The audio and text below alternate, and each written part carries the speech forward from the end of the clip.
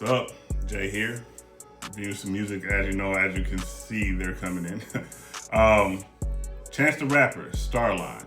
So this just dropped today, actually. It was the first album I actually listened to today to review.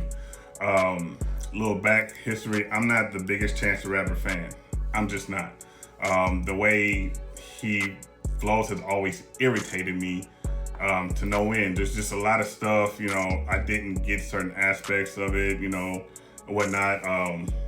Acid Rap was cool when I went back and listened to it. I'm not the hugest fan of Coloring Book, which some people like that. His last album flopped. So I went into this with a negative state of mind. And I was wrong. This album is actually pretty fire to me, through and through. 17 tracks, and he has some very good and interesting features on here. Do or Die on the song Ride, which is the second track off the album, and I'll get to that in a second. He got Vince Smith on here, Joey Badass, Lil Wayne, and BJ, the Chicago Kid, was on a few tracks. Jay Electronica is on a track, and Jasmine Sullivan. Like I said, 17 tracks. It's a well put together project. The production on it is, to me, was an entire vibe, not just sounding like everything of right now and whatnot. Like everything is produced very well.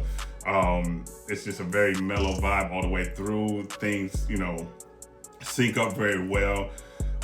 His flow and his bars and everything. This was the first time I've actually listened to the way that he sounded in the Things Were Seven pulled me in to actually listen to him and see what he was saying.